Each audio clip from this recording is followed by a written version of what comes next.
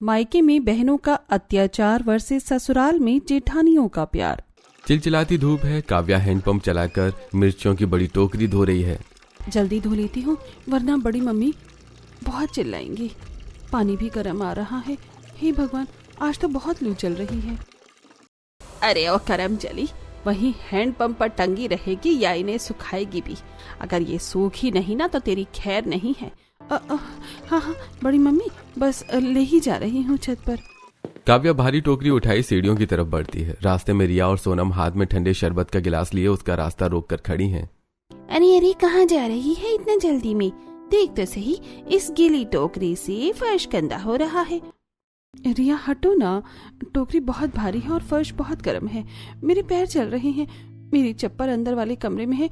Please Sonam, मुझे ला देगी क्या? क्यों रे, बड़ी नवाबजादी बन रही है। तेरी माँ यहाँ चप्पलें छोड़ कर गई थी क्या? जाकर नंगे पाँव ही ये सब सुखा। धूप में खड़ी रहेगी तभी तो याद रहेगा कि अचार कैसे सुखाते हैं। काव्या जैसी छत के फर्श पर कदम रखती है उसकी चीख निकल जाती है, क्योंकि फर्श भट्टी की तरह दहक रहा है। वो टोकरी पटक कर पीछे भागती है, लेकिन रिया दरवाजा बंद करके बाहर से कुंडी लगा देती है। मर गई। रिया दीदी गेट खोलो, बहुत जल रहा है फर्श। मेरे पैर झुलस रहे हैं। प्लीज गेट खोलो ना। एक शब्द भी और बोला तो मम्मी से कहकर रात का खाना भी बंद करवा दूंगी। चुपचाप सारी मिर्चें फैला और आम के टुकड़े डाल। जब तक काम खत्म नहीं होता ये गेट नहीं खुलेगा। खड़ी रह वहीं। काव्या मजबूरन तपती छत पर एक किनारे बैठकर मिर्च कूटने लगती है। मिर्च की तीखी धांस ने उसे भयंकर खांसी आती है। ओ कल मुही काव्या, काम हुआ कि नहीं? अगर एक भी मिर्च खराब हुई ना तो तेरी खाल उधेड़ दूंगी। मुफ्त की रोटियां तोड़ना बंद कर और हाथ जला। बड़ी मम्मी कर रही हूँ, बस थोड़ा और रह गया है। दीवार के उस पार से पड़ोस की दो औरतें शांति और विमला अपनी खिड़की से काव्या को तपते फर्श पर मिर्च कूटते हुए देख रही हैं। देख विमला, कल जुग आ गया है। गायत्री और पद्मिनी ने तो शर्म बेच खाई है। उस मासूम बच्ची को इस चिलचिलाती धूप में भट्टी जैसी छत पर खड़ा कर रखा है। और क्या, अपनी दोनों बेटियों को तो कूलर के सामने बिठाकर शरबत पिला रही है और इस अनाथ बच्ची को नंगे पांव धूप में भून रही है। अरे अगर सगी बेटी होती तो क्या गायत्री उसे इस आग में खड़ा करती? देख तो सही, मिर्च की धांस से बेचारी का चेहरा लाल पड़ गया है। हे भगवान, ऐसी ताई चाची किसी दुश्मन को भी ना दे। हे भगवान, मम्मी पापा अब क्यों चले गए? ये लोग मुझे कितना परेशान करते हैं। लगता है इस गर्मी में ये फर्श मुझे मार देगा। सूरज थोड़ा ढल चुका है, लेकिन फर्श अब भी गर्म है। रिया आराम से कुंडी खोलती है। काव्या निढाल होकर दरवाजे के पास ही गिर जाती है। चल अब नीचे उतर, मिर्चियाँ सूख गई होंगी। और हाँ, अपनी ये सड़ी हुई शक्ल मत बनाना नीचे, वरना मम्मी को बता दूंगी कि तूने काम चोरी की है। दीदी पानी, थोड़ा सा पानी। नीचे मटका रखा है, वहाँ जाकर पी लेना। यहाँ कोई नौकर नहीं खड़ा है तेरे लिए। चल ये टोकरी उठाओ, नीचे आ।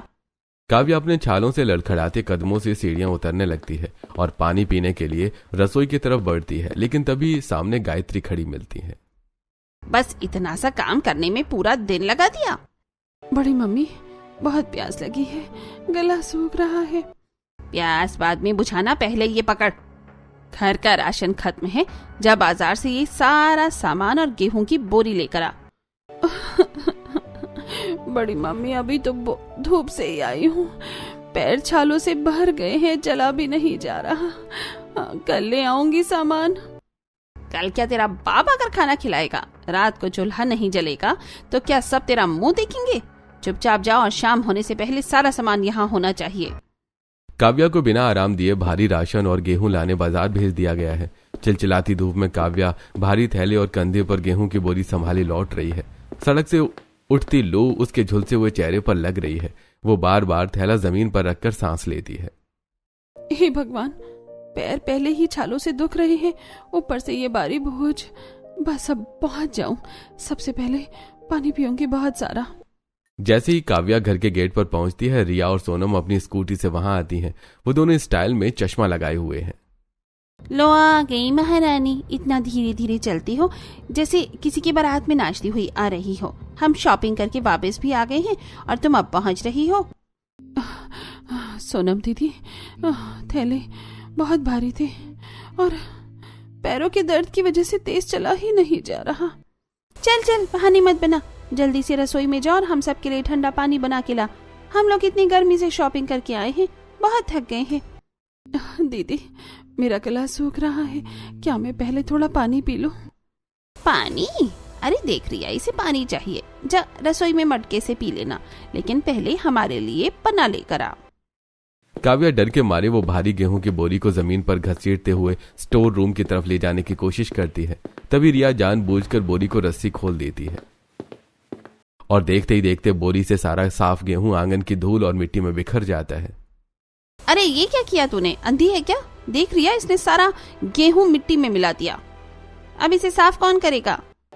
नहीं दीदी, मैंने तो कुछ भी नहीं किया, ये तो अपने आप। दीदी बहुत थक गई हूँ, प्यास से दम निकल रहा है मेरा। ड्रामा बंद कर अपना, अब एक एक दाना चुनकर साफ कर और वापस बोरी में भर। जब तक एक एक दाना साफ नहीं होता तुझे पानी तो क्या, पानी की एक बूंद भी नहीं मिलेगी। दीदी आपको जरा भी तरस नहीं आता?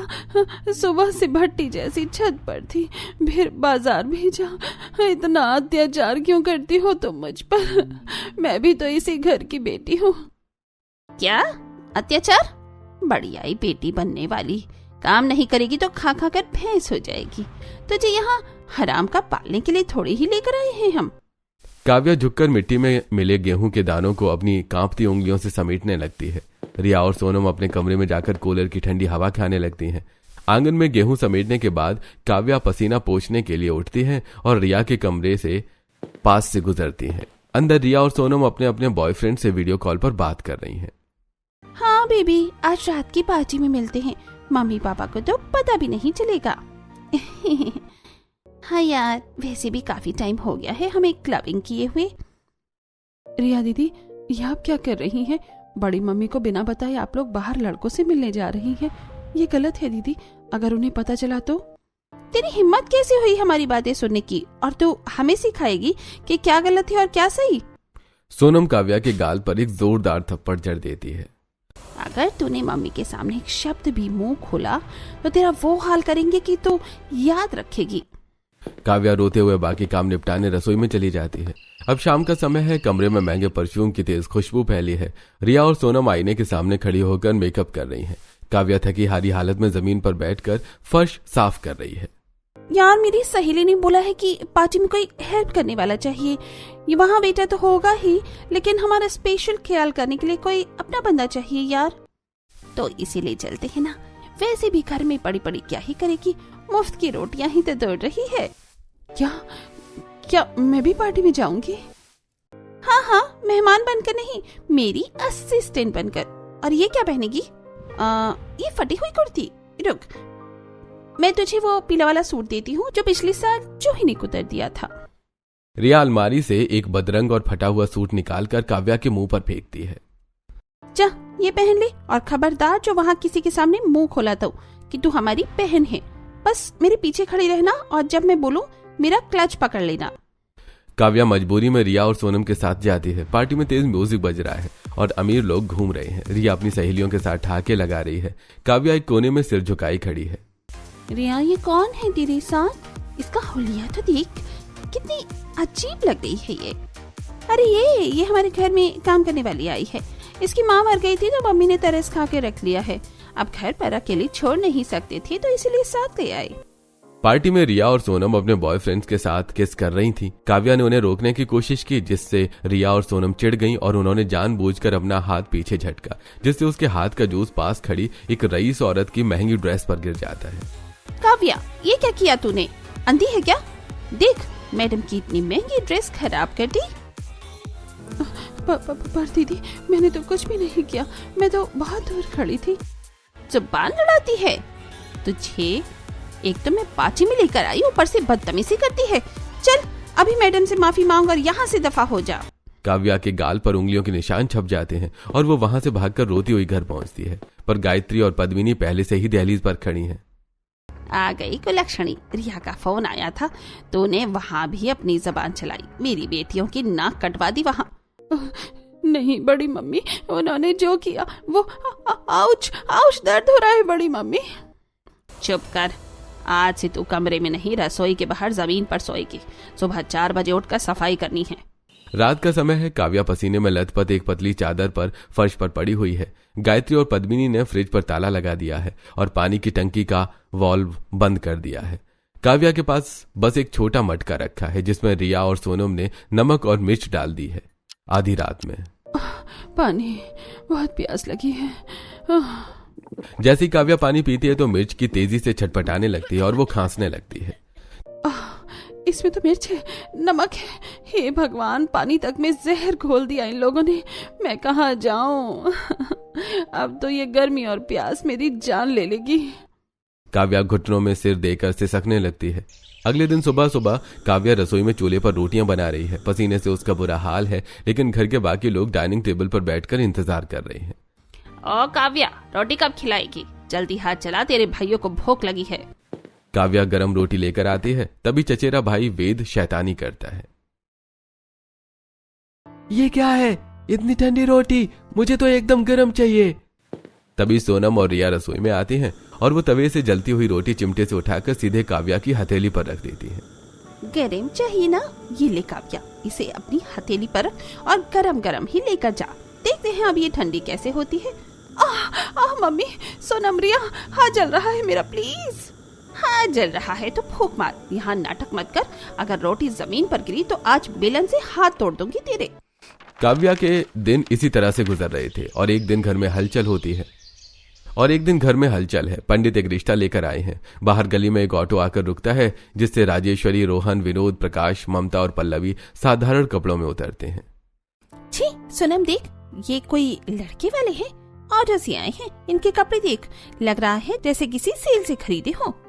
सच में दीदी, और जॉइंट फैमिली है, मतलब पूरा दिन चूल्हा चौका सबकी सेवा। मैं तो मर जाऊं पर ऐसे घर में शादी न करूं। मुझे तो कोई रईस और लग्जरी लाइफ वाला लड़का चाहिए। रुक सोनम, एक आइडिया है। क्यों ना ये रिश्ता काव्या के लिए फिट कर दे? हमारे लिए ये बला टल जाएगी और इसे इसकी औकात भी पता चल जाएगी। तभी पद्मिनी जी और गायत्री अंदर आती हैं। तो तुम दोनों को लड़का पसंद नहीं? बिल्कुल नहीं मम्मी, हमें अपनी लाइफ पर बात नहीं करनी। पर हाँ, काव्या के लिए ये रिश्ता बहुत अच्छा है। इसे तो वैसे भी काम करने की आदत है, वहाँ सबको संभाल लेगी। ठीक है, मैं कुछ करती हूँ। पद्मिनी जी बाहर जाकर सबके साथ बैठी हैं। तभी गायत्री, हमारा परिवार बड़ा है, लोग ज्यादा हैं, पर प्यार की कमी नहीं है। हमें ऐसी बहू चाहिए जो घर को जोड़कर रखे और सबको साथ लेकर चले। अरे राजेश्वरी, हमारी काव्या से बेहतर आपको कोई नहीं मिलेगी। ये तो गाय है, घर का सारा काम, झाड़ू, पोंछा, खाना सब अकेले संभाल लेती है। अगर आपको रिश्ता पसंद है तो हम अभी शगुन पक्का करते हैं। हाँ, ठीक है, रिश्ता पक्का करते हैं। काव्या का रिश्ता उसकी मर्जी के बिना ही रोहन के साथ पक्का कर दिया जाता है। काव्या कोने में खड़ी रो रही है। रिया और सोनम उसके पास आती हैं। यहाँ बहनें खून पीती थी, वहाँ जेठानी और सास। हे भगवान, जाने क्या है मेरी किस्मत में। क्यों रे, बहुत खुश हो रही होगी। जा, अब उस मिडिल क्लास घर में अपनी हड्डियां घिसना। और याद रखना, वहाँ अपनी ये बेचारी वाली शक्ल मत दिखाना, वरना वो लोग तुझे और पीटेंगे। कुछ दिनों बाद घर में शादी का माहौल है। काव्या ने जो लहंगा पहना है उसका रंग उड़ा हुआ है और जो गोटा काला पड़ चुका है। वो अपनी बहनों की पुरानी सैंडल पहने हुए हैं जो उसके पैरों में चुभ रही हैं। देख विमला, सगी बेटियों की शादी होती तो क्या गायत्री ऐसा फीका मंडप सजाती। बेचारी अनाथ बच्ची को पुरानी उतरन पहना कर विदा कर रही है। और नहीं तो क्या, गहनों के नाम पर भी पीतल। बेचारी को कैसे घर से धक्का देकर निकाला जा रहा है। मंडप में काव्या की शादी रोहन से कर दी जाती है और विदाई के समय काव्या फूट फूट कर रो रही है कि तभी मुबारक हो काव्या, अब पूरे जिले के लिए रोटियां बेलना और कपड़े धोना। भीड़ भाड़ वाले मोहल्ले में पता चलेगा कि असली नरक क्या होता है। हाँ, और वहाँ तो गरीबी भी बहुत है। पसीने में लथपथ होकर जब सबकी गुलामी करेगी तब हमारी याद आएगी। हे भगवान, एक नरक से निकलकर दूसरे नरक में ही तो जा रही हूँ। वहाँ भी जेठानियाँ होंगी, सास होंगी। मेरे लिए नया क्या है, बस जगह बदल रही है। मेरी किस्मत तो वही रहेगी। काव्या विदा हो जाती है और टैक्सी एक साधारण से मोहल्ले में रुकती है। काव्या घबराई हुई है। काव्या, घबराओ मत, मेरा घर छोटा जरूर है पर यहाँ तुम्हें कभी अकेलापन महसूस नहीं होगा। चलो, सब इंतजार कर रहे हैं। जब मायके में बहनें अत्याचारी निकली तो ससुराल में जेठानियों से क्या उम्मीद ना करूं। काव्या टैक्सी से उतरकर घर के दरवाजे पर पहुंचती है। दरवाजे पर उसकी दोनों जेठानियां पल्लवी और ममता आरती के थाल लेकर खड़ी हैं। अरे ममता, देख हमारी छोटी दुल्हन तो डर की मारी कांप रही है। कांप क्यों रही है पगली? देख काव्या, हमारा घर बड़ा है लेकिन हमारा दिल इससे भी बड़ा है। आज से तू इस घर की बहू नहीं, हम दोनों की तीसरी बहन है। काव्या गृह प्रवेश के लिए अपना पैर आगे बढ़ाती है और घर के अंदर कदम रखती है। अगले दिन काव्या जल्दी उठकर रसोई में पहुंच जाती है। अरे काव्या, तो इतनी सुबह रसोई में क्या कर रही है? दीदी, वो पहली रसोई है ना, सोचा सबके लिए नाश्ता और चाय बना दूं। अरे पगली, तुझे यहाँ खाना बनाने के लिए थोड़ी ही लेकर आए हैं हम। उसके लिए हम दोनों जेठानियां हैं यहाँ, ठीक है? तू तो सही से अब आराम कर। पर दीदी, पहली रसोई का शगुन? शगुन तूने रसोई में कदम रखकर ही पूरा कर दिया है। देख, अभी तो तेरे हाथों की मेहंदी का रंग भी नहीं उतरा है। चल चुपचाप जाकर उस कमरे में कूलर के सामने बैठ, हम गर्मा गर्म नाश्ता लेकर आते हैं। घर के सभी लोग नाश्ते की मेज पर बैठे हैं। काव्या को पल्लवी और ममता जबरदस्ती कुर्सी पर बिठाती हैं। अरे पल्लवी, बहू को आज ही रसोई में ले गई क्या? अरे बिल्कुल बाबू, और छोटी किसी चीज की जरूरत हो तो बेझिझक अपने इस बड़े भाई से कहना। हाँ काव्या, और अगर इन दोनों जिठानियों ने कभी तुझे परेशान किया तो सीधे हमें रिपोर्ट करना, हम इनकी क्लास लेंगे। काव्या बेटा, तुझे यहाँ किसी भी बात की कोई तकलीफ नहीं होगी। तू भी हमारी पल्लवी और ममता की तरह बहू नहीं, बेटी ही है। माँ, मुझे आदत है जल्दी उठने की। वो आदतें अब पुरानी हुई। रोहन, देख क्या रहे हो? अपनी पत्नी को जूस का गिलास बढ़ाओ। देखो कितनी कमजोर हो गई है बेचारी। काव्या, माँ सही कह रही है, और कल शाम को हम बाहर घूमने चलेंगे। आप मुझे बाहर ले जाएंगे? मेरी बहनें तो कहती थी कि वहाँ बहुत करीबी है, मुझे धूप में काम करना पड़ेगा। अरे सोच क्या रही हो, खाना खाओ। काव्या चुपचाप अपना नाश्ता करने लगती है। ये ले, आलू के पराठा और मक्खन खा और बता कैसा बना है। दीदी, अरे भाई, तू हमारी सबसे छोटी बहन है, और ये ले तेरी पहली रसोई का नेक। पल्लवी और ममता दोनों मिलकर काव्या की गोद में लिफाफे रख देती हैं। दीदी, इतना सारा नेक, पर मैंने तो खाना भी नहीं बनाया। अरे ये शगुन होता है, ले ले। हे भगवान, जिसे मैं नरक समझ रही थी वो तो स्वर्ग निकला। कहाँ मेरी सगी बहनें जो मुझे चप्पल तक नहीं देती थी, और कहाँ ये जेठानियां जो मुझे पलकों पर बिठा रही हैं। शादी के अगले ही दिन थकान और पुराने दर्द की वजह से काव्या को तेज बुखार आ गया है। रोहन हड़बड़ाया हुआ कमरे से बाहर आता है। अरे भाभी सुनिए ना, काव्या को बुखार आ गया है, मैं क्या करूं, मुझे समझ में नहीं आ रहा है। अरे हम लोग हैं ना, तो हट यहाँ से, हम देखते हैं। पल्लवी और ममता भागकर काव्या के कमरे में जाते हैं और उसका बुखार नापते हैं। इसके बाद पल्लवी काव्या के सिर पर ठंडे पानी की पट्टियां रख रही है, जबकि ममता नीचे बैठकर काव्या के पैरों में तेल की मालिश कर रही है। दीदी, आप लोग रात भर से जगी हुई हैं, प्लीज आप जाकर सो जाइए, मैं ठीक हूँ।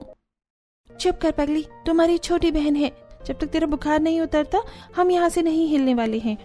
हाँ काव्या, तू बस आराम कर। पल्लवी और ममता दोनों मिलकर काव्या की खूब सेवा करती हैं और काव्या का बुखार उतर जाता है। दोपहर के समय काव्या हॉल में बैठी हुई है और उसे गर्मी लग रही है। देखिए ना, काव्या को इस भारी साड़ी में कितनी गर्मी लग रही है, क्या हम इसे सूट पहना दें? अरे इसमें पूछने वाली क्या बात है, जाओ जाकर कल ही खुद के लिए और इसके लिए अच्छे अच्छे कॉटन के सूट लेकर आओ। पल्लवी और ममता काव्या को बाजार लेकर गई थी और जब वो वापस लौटती हैं तो उनके हाथों में ढेर सारे शॉपिंग बैग्स हैं। काव्या ने एक बहुत ही सुंदर और आरामदायक कॉटन का सूट पहना है और पैरों में नरम सैंडल है। घर के बाहर बरामदे में पड़ोसन सुनीता बैठी ये सब देख रही है। अरे पल्लवी, ये क्या देख रही हूँ मैं? तुम दोनों आज भी साड़ियाँ पहनकर घर का काम कर रही हो और इस छोटी बहू को सूट अभी से इतना सर पर चढ़ाओगे? अरे विमला चाची, सर पर नहीं, इसे तो हमने दिल में बैठा रखा है। इसे साड़ी में बहुत गर्मी लगती थी तो हमने सोचा क्यों ना इसे सूट में आराम दिया जाए। और सिर्फ सूट ही नहीं चाची, ये देखिए हम तो इसके और रोहन के लिए हनीमून की टिकटें भी लेकर आए हैं। अगले हफ्ते ये दोनों घूमने जा रहे हैं। क्या हनीमून? अरे पल्लवी, जब तुम दोनों की शादी हुई थी तब तो तुम कहीं नहीं गई थी और अब इस देवरानी पर इतना पैसा खर्च कर रही हो। जमाना खराब है बेटा, इतना लाड ठीक नहीं। विमला चाची, हम नहीं गए तो क्या हुआ, हमारी देवरानी तो जाएगी। हम अपनी खुशियाँ इसमें देखते हैं, इसे वो सारी खुशियाँ मिलेंगी जो इसे अब तक नहीं मिली। मैंने तो कभी सपने में भी नहीं सोचा था कि मुझे इतना प्यार मिलेगा। मायके में मुझे बहनों का अत्याचार मिला और ससुराल में जेठानियों का प्यार मिल रहा है। सुनीता चाची बड़बड़ाती हुई चली जाती हैं। एक हफ्ते बाद काव्या रोहन के साथ हनीमून मनाली आती है और खुशी खुशी लौट कर आती है। एक दिन शाम को घर की बालकनी में सभी चाय पकौड़ों का लुत्फ उठा ही रहे थे कि अचानक काव्या का सिर चकराता है और वो सोफे से नीचे लुढ़क जाती है। अरे काव्या, काव्या आंखें खोलो, क्या हुआ इसे? अरे काव्या को क्या हुआ? ममता जल्दी पानी ला। रोहन गाड़ी निकालो, हमें अभी इसे डॉक्टर के पास ले जाना होगा। पूरा परिवार डॉक्टर के पास पहुंचता है। तभी चेकअप करके डॉक्टर बाहर आते हैं। घबराने की कोई बात नहीं है, एक बहुत बड़ी खुशखबरी है, काव्या प्रेग्नेंट है। पूरे परिवार के चेहरे पर एक पल की खामोशी छा जाती है और फिर सबकी आंखों से खुशी के आंसू बहने लगते हैं। काव्या को घर लाया गया है। घर का माहौल ऐसा है जैसे कोई त्योहार हो। क्योंकि पल्लवी और ममता के खुद के बच्चे नहीं थे, इसलिए काव्या की प्रेगनेंसी उनके लिए पूरी दुनिया की सबसे बड़ी सौगात बन गई है। दीदी, आप दोनों के बच्चे नहीं है क्या? आपको मुझ पर गुस्सा नहीं आ रहा? क्या आपको बुरा नहीं लग रहा? खबरदार, जो ऐसी बात दोबारा भी सोची तो। पगली, तेरा बच्चा सिर्फ तेरा नहीं, इस घर का पहला वारिस है। ये हम तीनों का बच्चा है। और तुझे क्या लगता है हम अब तुझे जमीन पर पैर रखने देंगे? अब तो हम इसे अपनी पलकों पर बिठा कर रखेंगे। आज से काव्या का कोई काम नहीं बताएगा।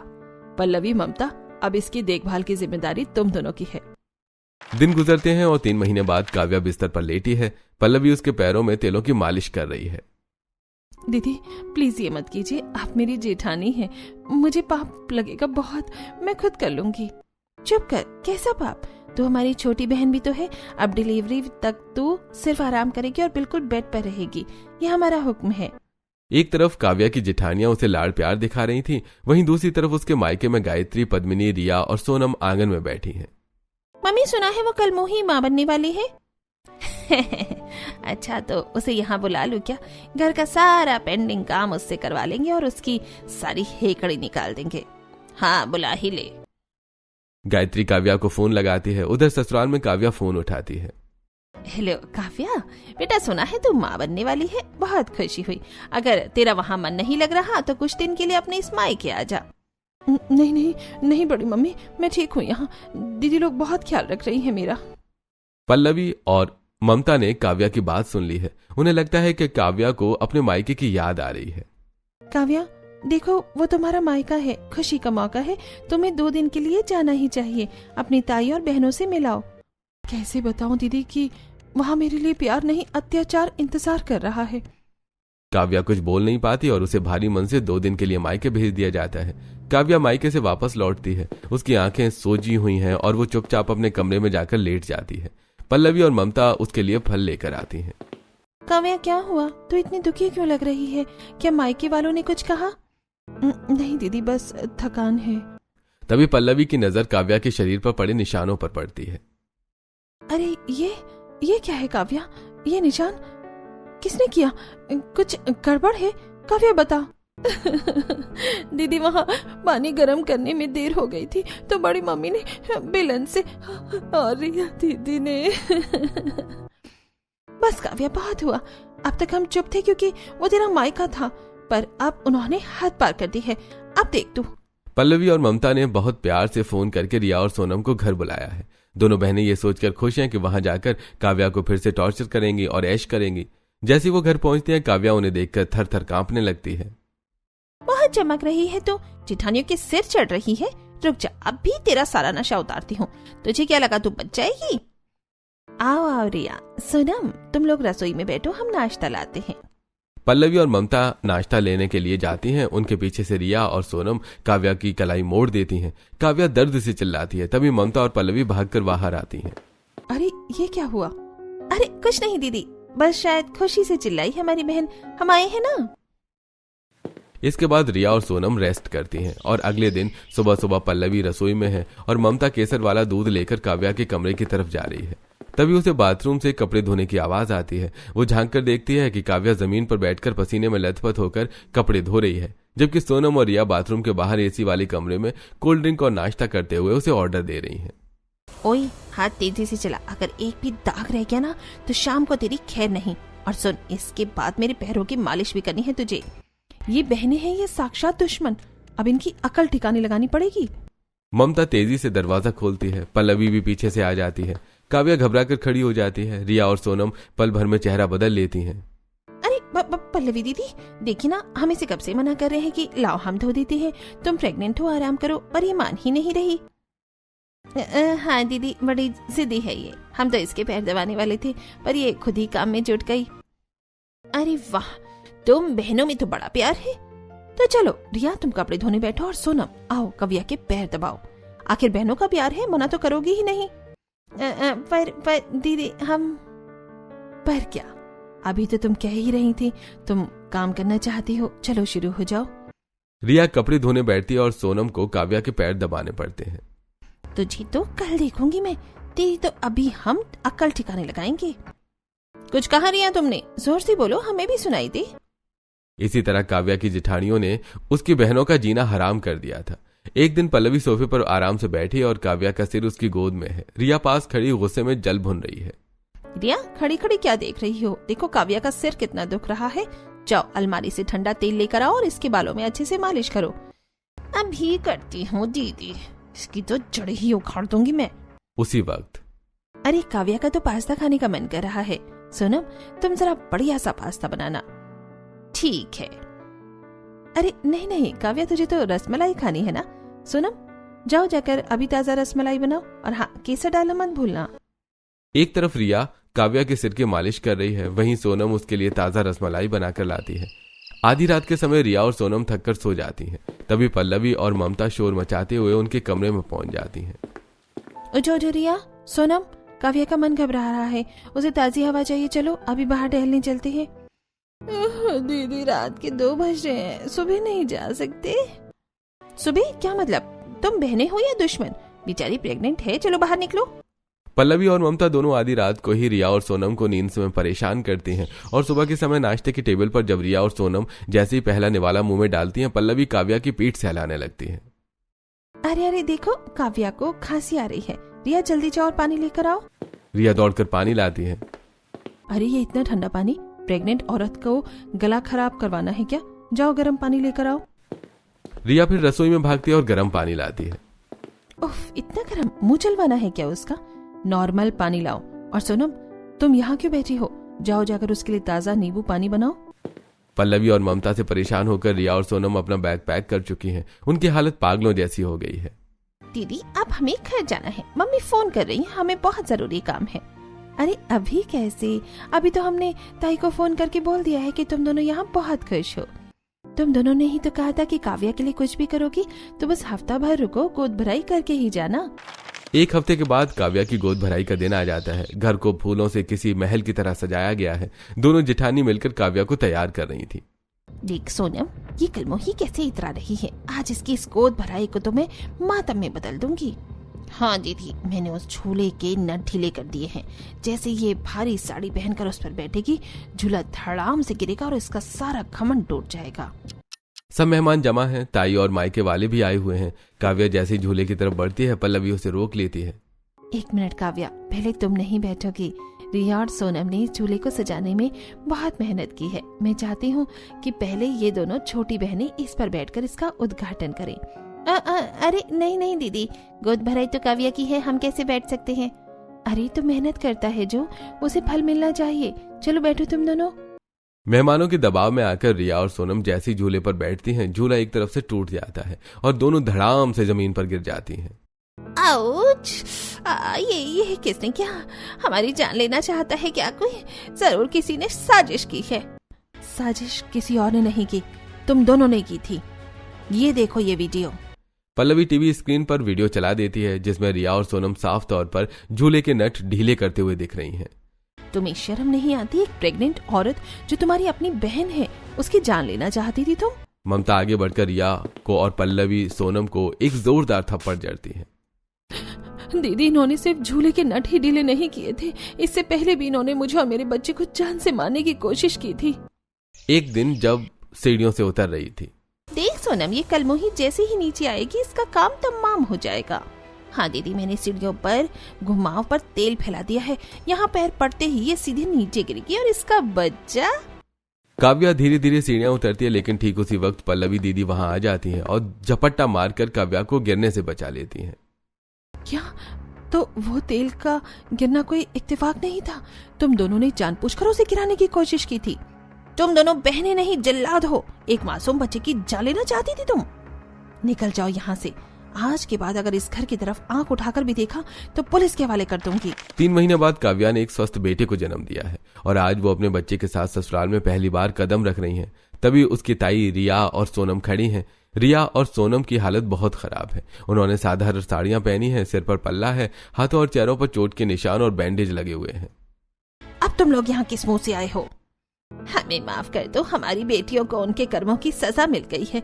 हमने पैसा देकर एक ही घर के 2 भाइयों से इनकी शादी की थी, पर वो घर नहीं कसाई खाना निकला। काव्या, हमें माफ कर दे, उन लोगों ने हमें दासी बना कर रखा है। वो हमें वैसे ही मारते हैं जैसे हम तुझे मारते थे। हमें खौलते पानी से जलाया जाता है, खाना नहीं दिया जाता। हमें हमारे किए की सजा मिल रही है। भगवान हमें कभी माफ नहीं करेंगे। हमारी जिंदगी बर्बाद हो जाएगी अगर तूने माफ नहीं किया। आपने जैसा मेरे साथ किया वैसे ही आपकी बेटियों के साथ हुआ। शायद इसी को न्याय कहते हैं। मैं आप सबको माफ करती हूँ क्योंकि मैं आप जैसी नहीं बनना चाहती। तो क्या अब हम फिर से एक परिवार बन सकते हैं? नहीं, मेरा आपसे और इन बहनों से अब कोई रिश्ता नहीं है। मायके में मेरी बहनों ने मुझ पर जितना अत्याचार किया, ससुराल में मेरी जेठानियों ने मुझे उतना ही प्यार दिया। अब आप लोग यहाँ से जा सकती हैं।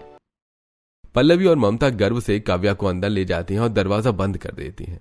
तो क्या आपने भी कोई ऐसा परिवार देखा है जहां मायके में पीड़ित लड़की को ससुराल में जेठानियों का इतना प्यार मिलता है? और क्या आपकी जेठानियां भी इतनी ही अच्छी हैं? कमेंट करके हमें जरूर बताइएगा।